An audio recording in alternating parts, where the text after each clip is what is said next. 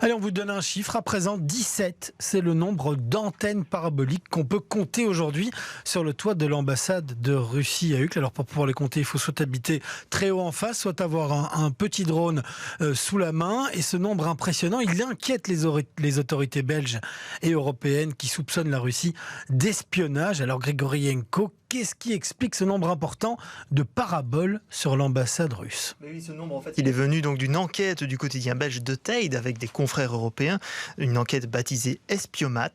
Alors 17 antennes au moins, en plus de nombreux autres équipements de communication, c'est ce qu'on trouve sur les 46 000 mètres carrés de cette ambassade russe à Uccle.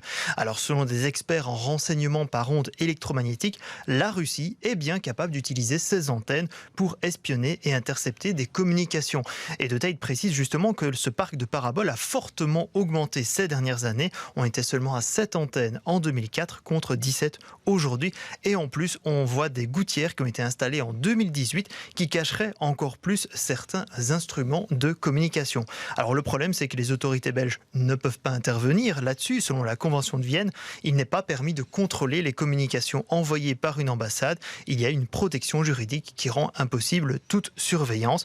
Mais la sûreté de l'État veille au grain et confirme qu'elle est attentive à ces équipements sur les toits russes. Mais donc, sait-on alors ce que la Russie pourrait faire avec un tel nombre d'antennes paraboliques sur effectivement son territoire? Voilà, on dit bien possible parce qu'on n'a pas encore de certitude exactement sur ce qui est fait avec ces paraboles. Alors donc, c'est des possibles interceptions de communication téléphonique, mais aussi des interceptions de communication dans l'aéronautique, de la navigation, au niveau de la police ou même de l'armée. Alors la police de son côté rassure sur le fait que ces communications sont cryptées depuis 2011, mais il existe toujours un risque de nouvelles techniques d'écoute. Alors De Tijd rapporte encore que ces antennes peuvent servir à communiquer et échanger avec des navires militaires russes.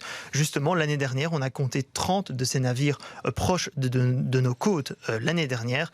Donc voilà, ils peuvent recevoir des renseignements importants grâce à ces paraboles. Voilà, il faut dire que la Belgique n'a pas des soupçons que sur les antennes, hein, elle a aussi d'autres soupçons. La Belgique a placé de nombreux officiers russes sur une liste noire en raison de soupçons d'espionnage. Oui, c'est le ministre de la Justice Vincent von Quickenborn qui confirme que 21 diplomates russes ont été expulsés en début d'année et déclarés persona non grata, mais aussi plusieurs techniciens ont été placés sur liste noire. Ils sont accusés d'avoir des profils qui peuvent permettre le piratage ou l'interception illégale de données.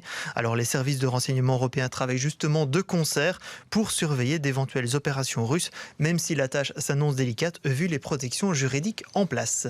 Merci beaucoup Grigorienko d'être venu nous résumer toutes ces informations qu'on peut retrouver dans De Tijd.